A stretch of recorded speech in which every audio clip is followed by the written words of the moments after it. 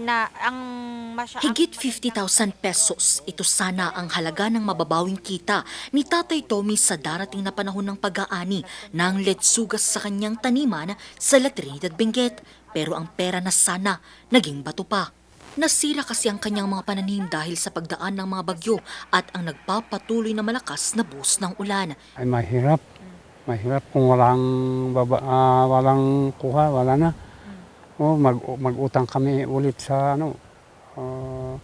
yung magsusupply sa amin o sa mag-loan kami. Kung magtanim kami, baka babagyo na naman. Kaya maghintay kami sa September. Useless. Walang bumili kung gano'n na nasira yung kwan. Oo. Another basura nga karot. Kawawa talaga ang mga farmers. Yan. Ang mga inaning carrots namang ito, imbis na sa pamilihan sa bakanting lote na inimbak. Ayon sa video uploader, hindi naman nasira ang gulay. Ang problema, matumal ang bintahan. Hanggamin nga maala isong insublida tapos imbulong dalang. Sa taya ng pamahalang panalawigan ng Benguet, umabot na sa higit 317 milyon pesos ang pinsala sa sektor ng agrikultura ng mga nagdaang kalamidad. Parte lamang ito nang aabot sa 1 bilyong pisong naitalang total damage sa probinsya ng Benguet.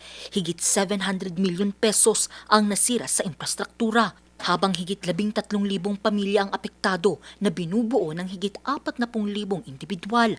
Ang problema, nasa 36 milyon pesos lamang ang nakalaang QRF ng probinsya.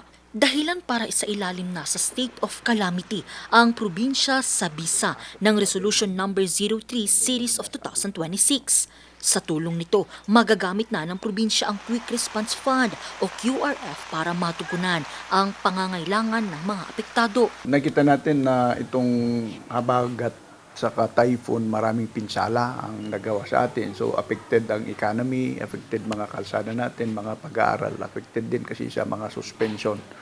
So, nag-declare na yung Sangguniang Bayan, ay Sangguniang Palalawigan ng State of Calamity. Ang concentration natin ngayon is rehabilitation para ma-rehabilitate yung mga kalsada natin. Yung iba kasi isolated pa yung mga ibang tao. Kung walang alternate route, talaga wala silang dadaanan.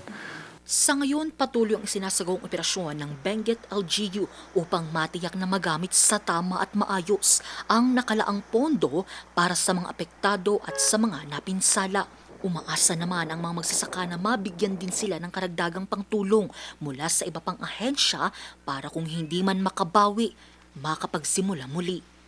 Ako si Angel Arquero para sa Nation on the Move.